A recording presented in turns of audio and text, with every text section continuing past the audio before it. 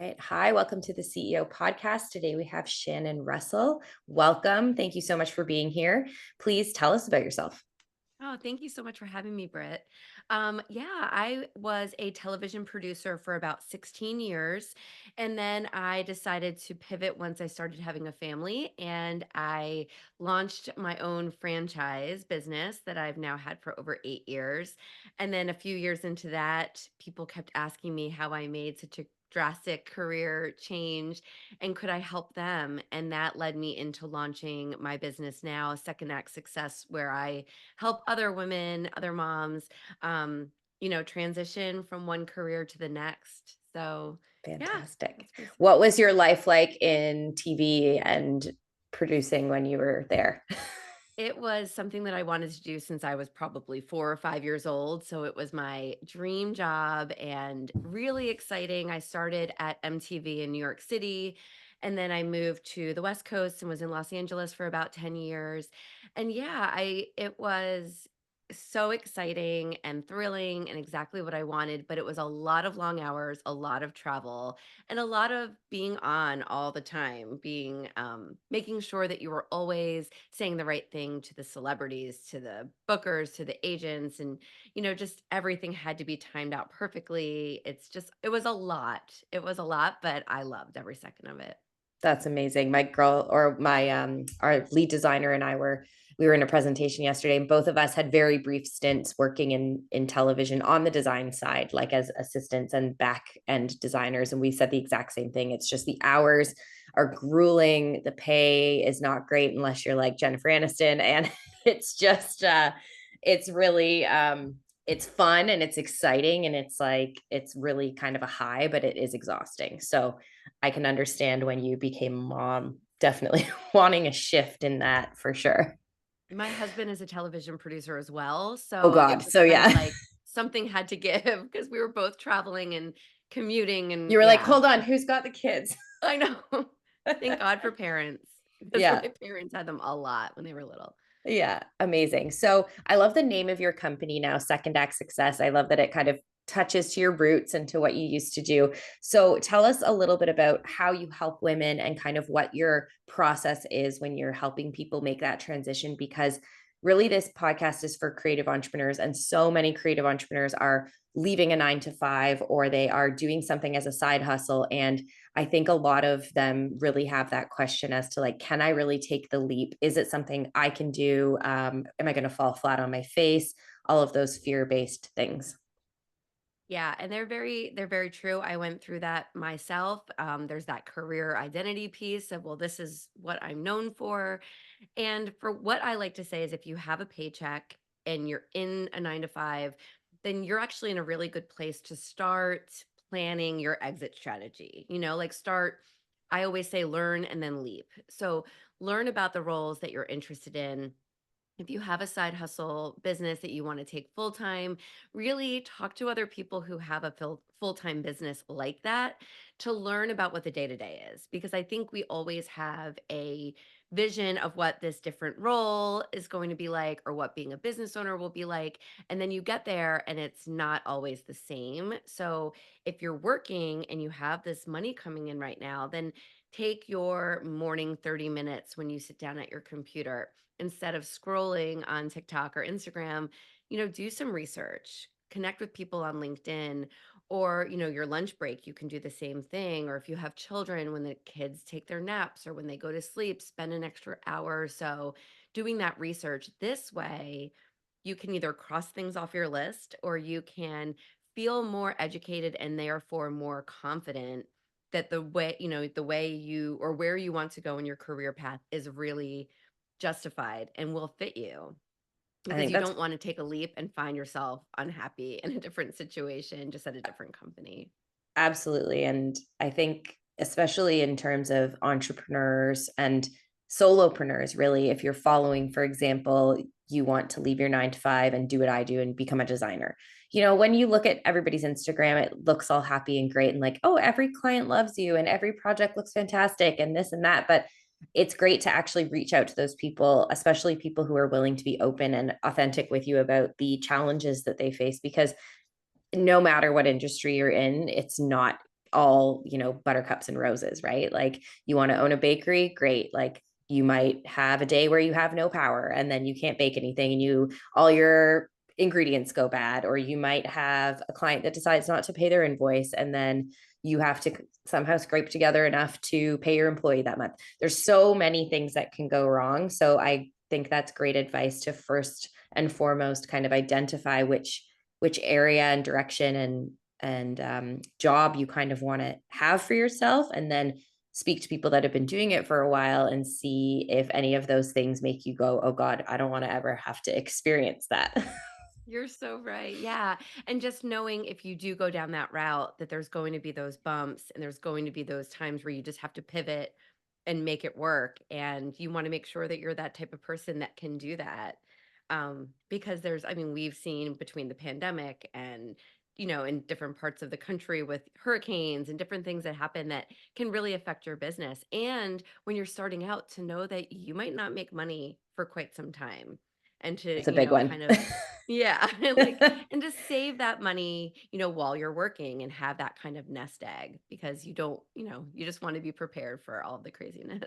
Absolutely. One thing I always say, and I've shared it a lot on previous episodes, but I didn't make money for the first 2 years in business. The only way I kept my head above water was I'm married. Luckily, I have a spouse, so he was making money at the time, and I was able to join my dad's business, which is construction. So it's kind of hand in hand with what I do, and have almost kind of a part-time, low-paying salary, helping out around the office, doing quotes, taking phone calls, issuing invoices, all the stuff that needed to happen there, kind of while I was getting my business off the ground.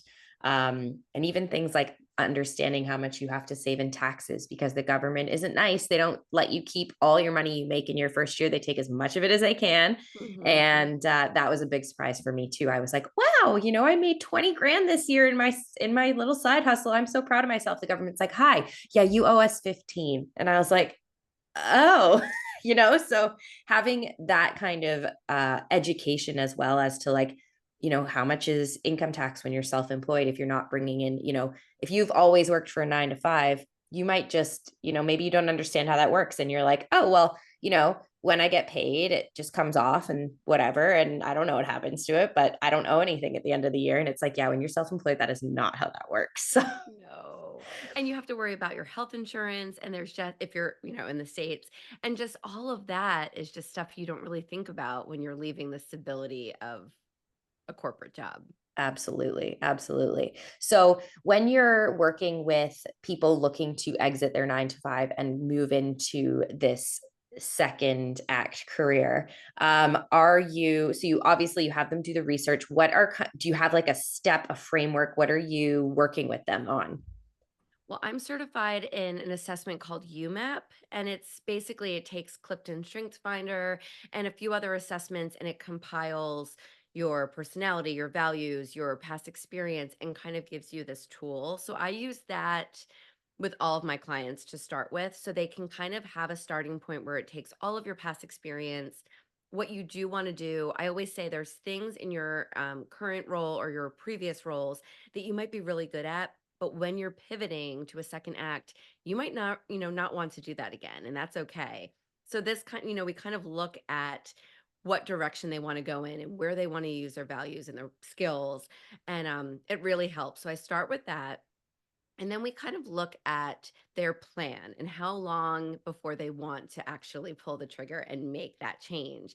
And some of my clients are working their 9 to 5. Some have a side hustle that they just launched into full time, and they're trying to figure out how to grow a small business.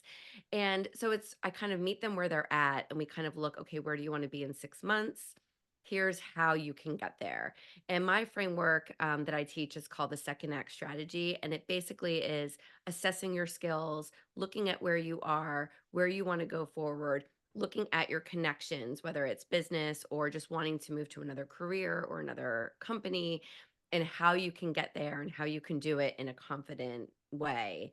And then really making that step and figuring out how to get there successfully, because I'm not someone who believes that you can just yell, "I quit," and stomp out and do it, and everything's going to be roses and fall into place. So I want people, especially my clients, to take those educated steps so they're not wreaking that chaos in their family, because that's the scary Absolutely. thing. You have to think about your partner, if you have children, and just your day to day on how you're going to pay your rent or your mortgage. Absolutely. What are some, do you have any kind of fun examples of people you've helped and how that story has gone for them? I think it would help our listeners to hear maybe a few case studies of what that looks like for people. Yeah, so a very recent success is a client that I've been with for over 2 years now, from the beginning of my business. And she had just left teaching, and she was starting a children's sensory business where she was really helping moms who had little kids and working with the kids on sensory and just social emotional learning.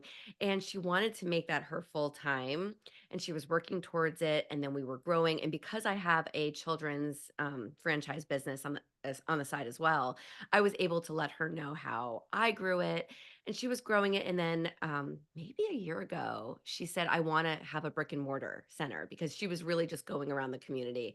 And just this week she signed the papers for her brick and mortar, and that was like so exciting, because she's been in business for less, just about 2 years or so.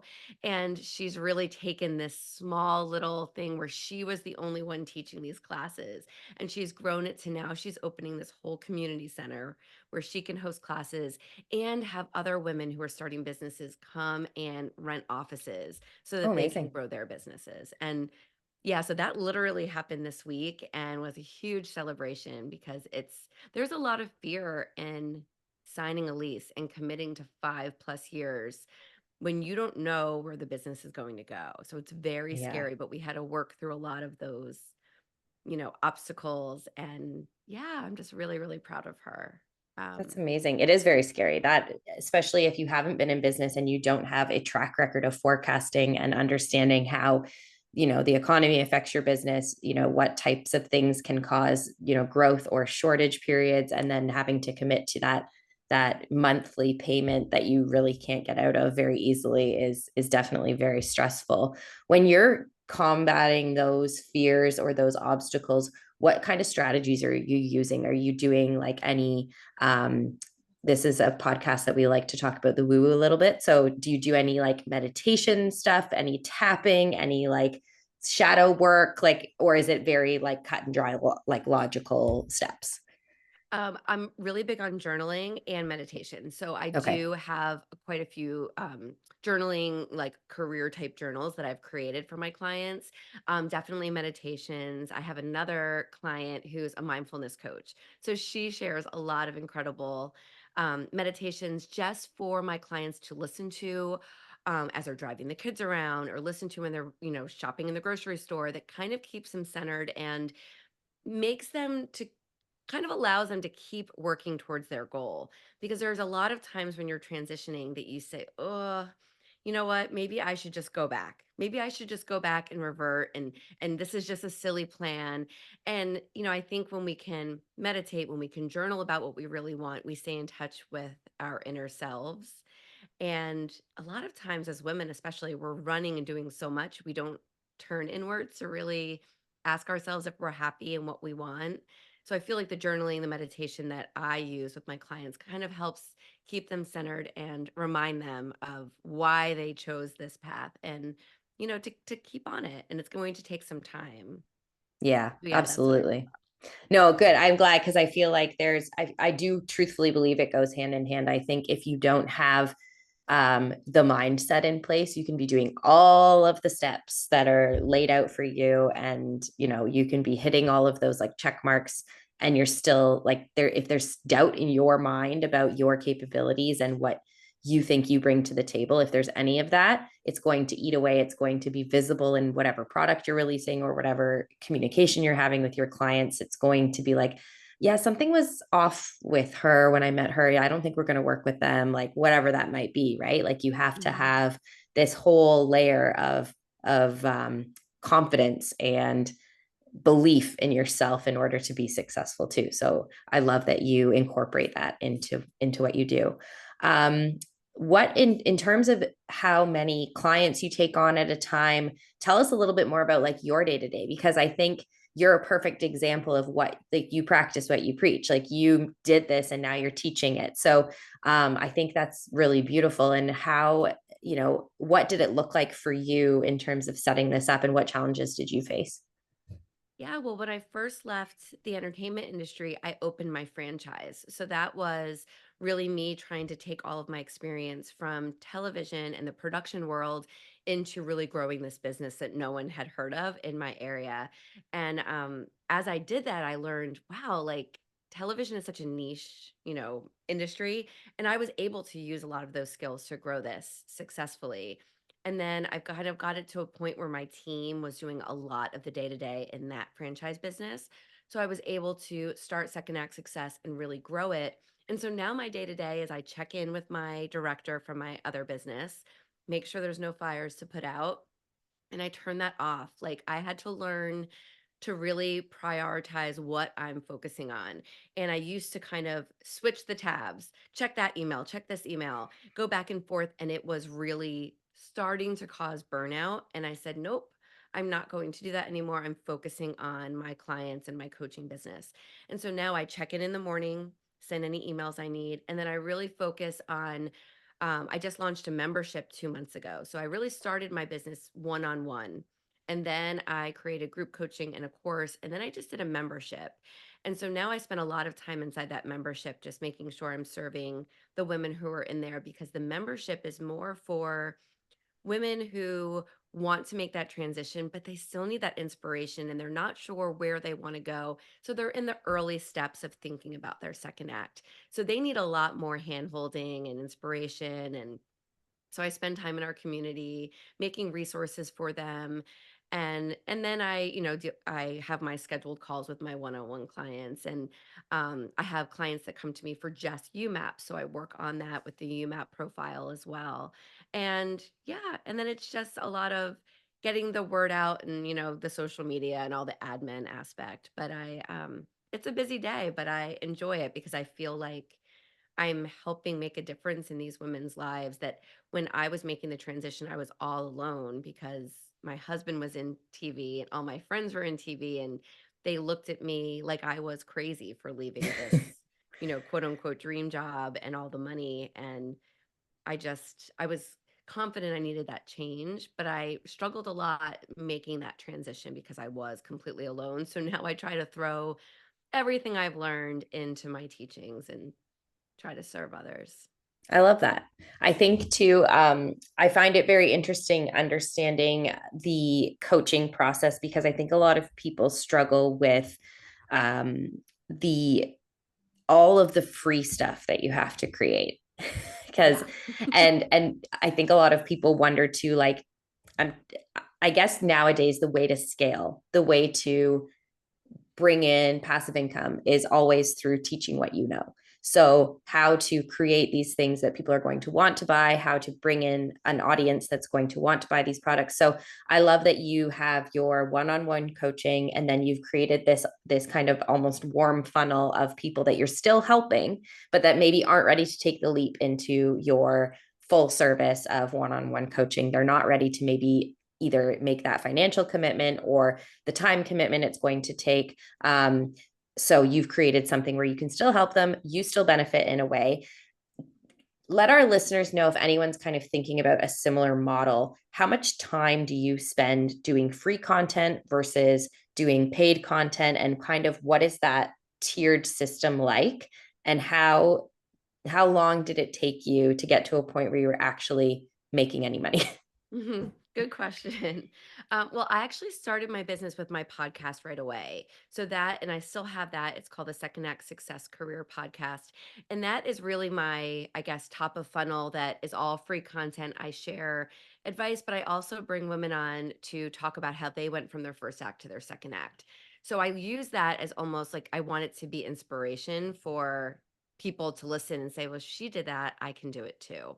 So that's, my free content that I do, but that takes a lot of time, as you know, Britt, producing a Oh yeah. podcast. It's time consuming and then promoting it, but it fills you up so much. So I absolutely love that.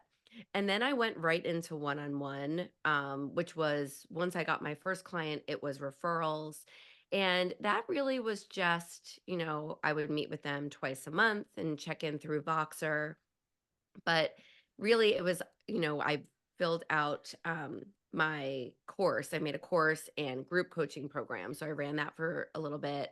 And then the membership, I feel like it's just a better place because when you're in that in between, oh, should I or should I not? You're not willing, like you said, to like go all in and spend a little bit of higher money. So this is a nice place for people to go in. It's $74 a month. You have weekly group coaching. The women are fabulous. So we're all helping each other. And so for that, it's really I meet with them once a week on a Zoom call every the same time every week. I do a master class, so like a 30-minute lesson that I pre-record and that goes into our membership. And then resources, I'm always making digital downloads and different free resources. So I guess right now I'm spending a majority of my time between the podcast and the membership. And then, my course is already built out. One-on-one is easy. But yeah, with one-on-one, since I started there, the money came in a little bit faster. I would say that way. But then you spend a lot of time like creating a course and then you have to market it. And you don't see that return as quickly. And same thing with the membership, it's out there, it's very new, it's a small group of people in there, and that will grow over time. So you just have to, I guess, give yourself that time. And again, that's stuff that you can do while you're working, or while you're planning to get those resources together and line up your systems because I think I started with one-on-one and that was the only thing I offered for some time. And if I had thought about it and had an entry level, here's my membership that's very affordable, here's my next tier, and then here's my one-on-one. If I did that from the beginning, I think I probably would have had that structure in place and maybe made some more revenue right off the bat a little quicker. That's a great point because I think most people, and I'll relate it to kind of what I do because it's similar in a sense. I mean, I have my interior design business, so full service clients get the one-on-one experience. So they're working with us. They're paying tens of thousands of dollars to design their whole home, and they get a very one-on-one, very curated experience. It's just for them. And then we have offerings that are like e-design packages where it's kind of a middle ground. So you might want to work with us, but you don't want to pay, the full design fee and it's just your bedroom and blah, blah, blah. And you get to kind of work with us a little bit, get your package, you're kind of done. And then we have a very entry level one where it's like, you love our designs. They're available for purchase. Multiple people can purchase the same design. You get a download package and that's what you walk away with. You create it. We have like little things you can buy that's like 5 questions by email type of interactions. So I agree with you. Like I started with the full service and then I'm like, okay, there's so many people coming to me that want to work with us who are like, but I can't, like, I don't, I can't afford this and I can't afford that. And it's kind of like, you don't want to just be like, okay, bye. You want to, Right. somehow be able to, you know, offer something to them and service the people that want to work with you. Like it's such an honor to want to be worked with. And then to have to be like, sorry, like you can't afford me is really awful. So to be able to be like, I can do, this, or this, here's where you can fit in. And then for the other side of the coin, for me, the podcast is more, I love teaching. Like I love bringing people kind of up behind me. Like it really started as like randomly a university called and they're like, will you take a co-op student? And I was like, oh, I never thought of that. Like, sure, I'll take a co-op student. And I had my first co-op student and I had my second co-op student, and both of them became employees and were fantastic. And then I was like, I really like sharing the knowledge I've learned because I feel like I have like slugged through the mud and like worked in commercial construction and been and had to like learn it bootstrap. Like, how do I create a website? How do I do this? How do I make an email list? All this stuff. So now the podcast is really geared towards helping people in any kind of creative industry understand those steps in business. And I am currently developing a course for that as well. So I feel like I'm in the middle of it, but it's hard. It's hard to determine what you want to service and how you want to package it and what it should cost. And do you have the time to like dedicate to people in a membership or something? So it's challenging. So kudos to you if you've figured it out. Well, I'm still figuring it out like you, right? Like, cause you don't know what you don't know. And you're learning, like you said, if someone comes to you, it's such an honor that they even decided to reach out. And then you're like, okay, well, what can I do to help them? And you know what's great too is that person comes in and finds value in that lower ticket item, and then they're gonna remember you, and then come back later on and say, you know what, can you do my bedroom? Can you do my full house? So Yeah, you're keeping those people in your world, and that's important. exactly. Um, Tell me, so you've got kids, you've got, your two businesses. It sounds like you're insanely busy. Do you have a decompression place? Because I think for entrepreneurs, it's really important that we have something outside of our businesses because it defines us so intensely. Um, and obviously you have a family too. So like I don't have kids. So like I don't have that extra added layer of responsibility. But for me, I find it very important for my own kind of being able to like fill my cup so I can serve everybody. What do you do for that? And do you recommend any types of practices for people? I don't take my own advice, so I do as I much as love I the can. honesty. Yeah. But, and what I'm gonna say that I do, you're gonna be like, "But that's part of your work." But I love to write, and I decided I wanted to write fiction books. And then this was last fall, and then I was like, "You know what? I should write a book about my business and about changing careers." So, I decided to do that first. So I'm in the middle of writing my book now, and my goal is to get it out by the end of the year. And I know that is tied to my businesses, but I love it so much that that is when I can sneak away from the kids or I have that extra time. I come and I just write. And the way I'm looking at it is I'm writing this to serve my business. And when I speak, I'll have something to sell that's easy. But I'm also like, as soon as I get this done, I'm going to go and write my fiction. And so, like, that's what I'm excited about because I do love just the creativity of writing. Maybe it's from writing scripts and TV, but I just love it. So I feel like that's when I can kind of zone out and just get on the computer and write for what's for me. But other than that, it's really just walking my dog or like doing whatever my kids want to do, which sounds silly, but it's like we watch a lot of movies and they're very into pop culture. So we just do movies and music are really big in our house. Um, but that's it. I need to like find something No, else to I think help me. that's great. And I love that I also love writing, so I relate to you on this deeply. I have many started novels that sit in my computer. Yep. Also a dream of mine. I'm like, there's like this part of me that's like, okay, one day I'm going to take a year off. I'm going to rent a house in like the Highlands of Scotland. I'm going to somehow get my dogs there and my husband can come if he wants. And I am going to write my book and I am not going to talk to anyone. That Like sounds beautiful. it's the dream, right? But Yeah. I love that because I think just this is a total tangent and apologies to the listeners. Like now we've started on a passion project, but um it's hard to write and it any writer advice that you get like anybody that is a writer and gives you advice they say just like force yourself to write every day. So I love that you've created something that you think like you've taken a piece that's doable that you understand that and it's like the content is there, it's all in your head and you're just like, okay, I'm going to create this, but you're like honing that muscle of being a writer, and then you're going to be able to use that when you are ready to write your fiction. Yeah, and So it's now my hard. question is, what kind of fiction are you going to write? Okay, you're gonna laugh. I No, I'm not, because love I'm really hoping it's going to be smutty fairy fiction. it's so not. Is that your No, I love reading it, but I don't think I could write it. No. No, but I love Christmas. I'm like a Okay. Hallmark I girl and I love love it. Hallmark Christmas movies, so I have a ton of Christmas novel ideas Oh, I that I love have that. started as well. So it's I so love it. random, but yeah, that's what it is. I want to write about Okay. Christmas all year long. Oh my God, that's so fun. I love Christmas too. Yeah, I live in like you're in New York, right?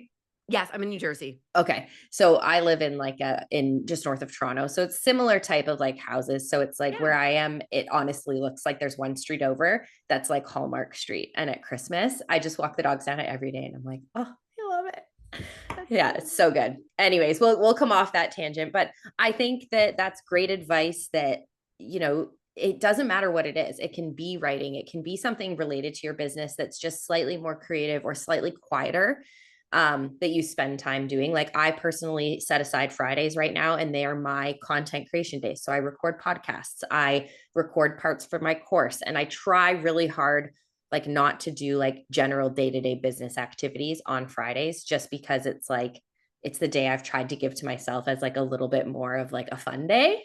I'm like, Yeah. I'm an entrepreneur. I did this to be free and to, try to have a little bit more of like me infused into things. It's like, I deserve to take a day, even like I'm still doing activities that are You part of the are. business, but they're going to be a little bit more like heart centered than they are like brain centered. Right. I love that too. That's Yeah. great. So tell us a little bit more about how we're in 8 minutes now. So I like to just keep the countdown on, but tell us how people can like follow you, what kind of resources, if they want to join your membership, where can we find you, and even just get some of your content. Sure. Yeah. Everything is at secondactsuccess.co. And you can go to secondactsuccess.co/resources. And all of my free journals, vision boards, everything is there. Beautiful. My podcast is on that website. You can follow me on Instagram or TikTok at Second Act Success.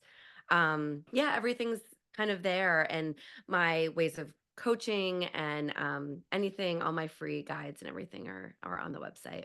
Amazing. And for those who are in and around New Jersey, what is your franchise that you own?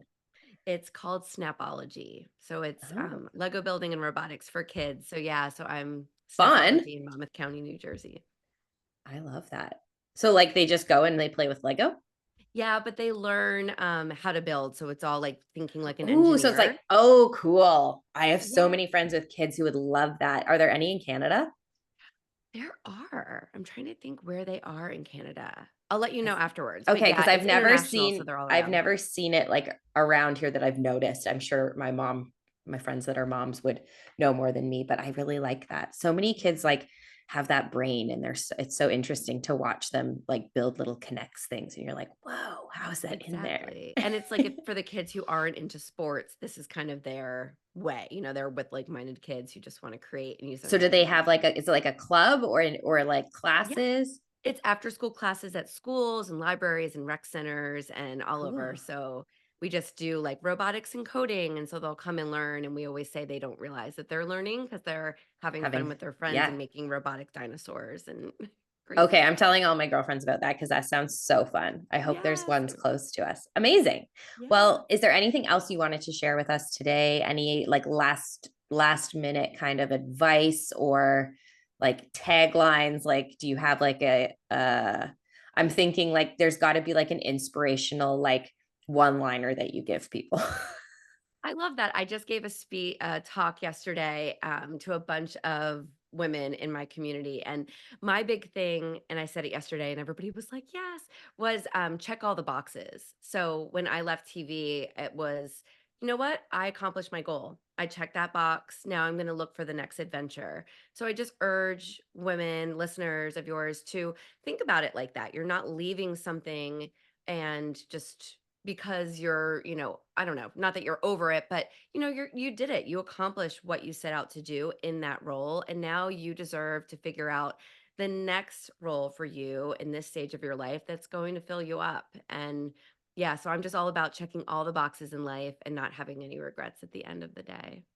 I love that. I think that's fantastic. And I think like you can stay in something for a long time thinking you can get better and better and better at it. But at some point, it's like, what's the end goal? Like, what is that check in the box, right? Like, Yeah. are you going to stay in TV? Like, what is your end goal? Or do you want to win an Oscar? If that's the check in the box, then it's like, okay, keep going, right? But if Mhm. it's just that you wanted to experience that and be there and work in that, like, I'll use a quick example from like something I do on the side, which is I ride horses competitively. I am not, Oh. yeah, but I'm not Grand Prix. I compete at a decent level. Like, I probably compete at a higher level than like most 35-year-olds that are not professionals do. But Mhm. I'm like, that's good enough for me. I have kind of like a height max where I'm like, okay, after that, I get a little nervous. So, like, here's where I want to be. And that's just, that's my check in the box. I still love it. It's still something I want to continue to do. So like I don't need to leave it. I don't need to like move on from it. But I have no big dreams of like suddenly going to the Olympics. Like that dream died long ago. Right. But that's so exciting that you do that, that, like, fills you up, that's Yes. your That's kind like of my thing on the side for sure. Yeah. and I think that's great. It's the same thing. I have a 12-year-old now, and he is so, so ridiculously smart, but yet this is gonna come out wrong, but he loves theater. And Okay. so he talks about being a doctor, but, "Oh, I also wanna be an actor." And so I say, "Well, you can do both, or you can practice You could medicine and you can literally be do." on Grey's Anatomy and be a doctor and an actor. See, there you go, I right? feel Like, I feel like they have to know a little bit, they must study right? it. Or I'm like, I do community theater, and Yeah. fill your cup that way. Or, you know what, become an actor and volunteer at hospitals. I don't know. You can Yeah, do you both can kind of like, absolutely do both. And good for you yeah, for like fueling that because I feel like most parents would be like, "Oh no, you should definitely be a doctor. Don't be an actor." be an actor. At least you have the TV background so you're like you have examples of success where you're like it is possible to make money being an actor, but Yes. yeah, that's Have your amazing. second act plan ready to Yeah. go. Okay, maybe be a doctor first and then your do community theater and your second act plan can be like a really George Clooney-esque type of role and you can like just become a dad on TV shows or something. There you go. I love it. It's all planned out. Well, thank you so much for your time today. That was fun, short, sweet, and I think gave a lot of really fantastic advice to everybody listening. So I appreciate your time very much. Thanks so And much. I'll make sure to link all of your stuff in the show notes. And yeah, thank you so much for being here. Thank you, Brett. Have a wonderful day. Enjoy your weekend. You too. Okay, bye. Bye.